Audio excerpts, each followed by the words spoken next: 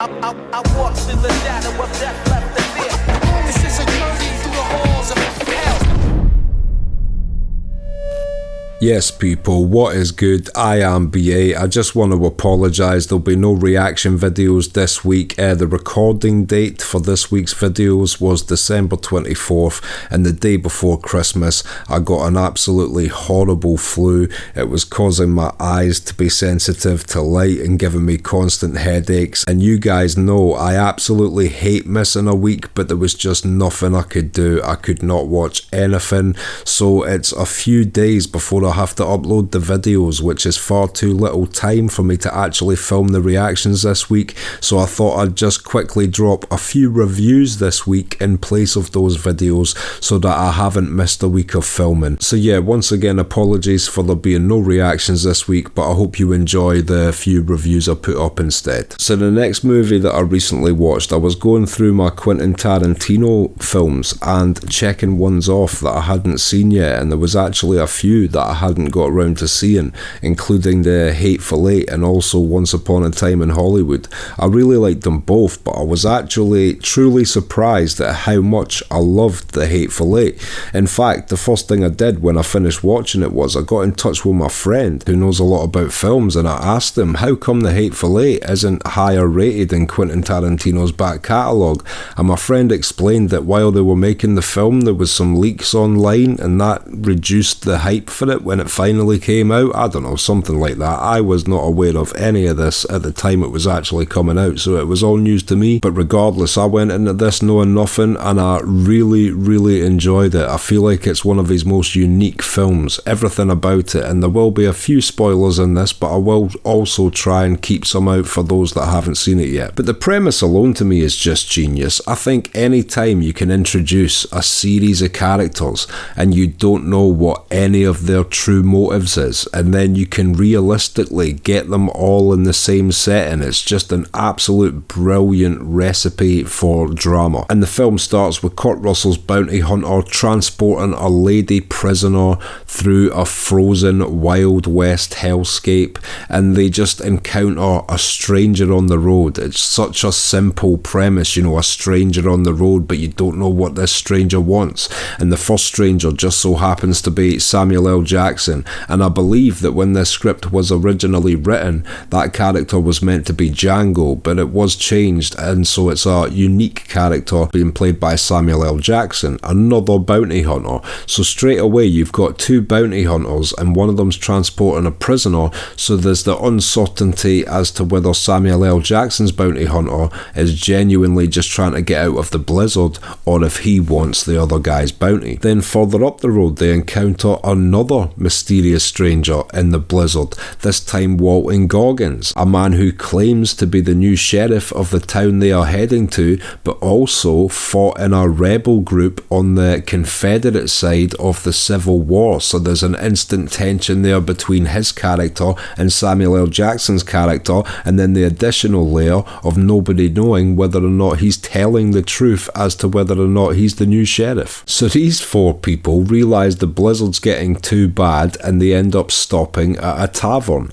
Inside this tavern is four more characters. We've got Michael Madsen, there's an old war general sitting by the fire, there's a Mexican guy called Bob running the place claiming that the owners are away up the mountains for the weekend, and there's an English doctor. So now we have 8 people inside a tavern with a snowstorm outside, nobody's leaving, they all claim to be X, Y or Z, and who knows who's telling the truth and who's telling a lie. And from there the movie begins to unfold. It's absolutely brilliant, and I have also read online that it's in some ways a remake of The Thing, because you know it's out in the snow and you don't know who's quote unquote the monster or not, so I can see the metaphor to it sort of being a retelling of The Thing. I also feel like this trope predates The Thing though. It's Cluedo, it's Clue, it's any sort of murder mystery really. Another thing that's cool is, outside of a few exterior shots,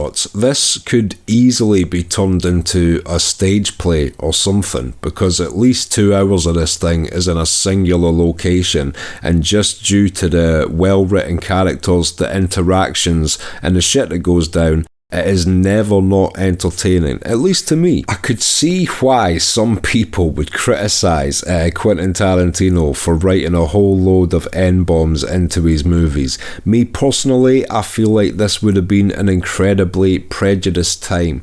And perhaps that was not the most commonly used word back then when being prejudiced towards minorities, I don't know. But all I know is, all that writing that word into the script does is try and convey a sentiment, a feeling. So he's putting in the word that means the most to us in the present time into that script, just for us to understand how disgustingly vulgar these characters are being in these moments. So although there is quite a lot of it used, this is the Wild West, and people were still looking down on, if not treating as subhuman, certain minorities. So yeah, Quentin Tarantino is reflecting the time he's setting the thing in. I don't think he just sits down to write a script and can't wait to write another N-word in there. I just don't see how any mature adult would get a kick out of it, so it's strange that that's the angle that people criticise him from. Like, he literally loves writing it in there. I'm sure he doesn't sit down and write a single bit of dialogue with anything else in his mind other than, will this be good in a movie? And I feel like if I go too much into the plot from here, I'm just giving away key plot points. But all I'll say is, like, what plays out from there is hilarious. Brutality, twists and turns. As I said, you never feel bored sitting in this location for so long. Even some of the dialogue portions are like 7 minutes long,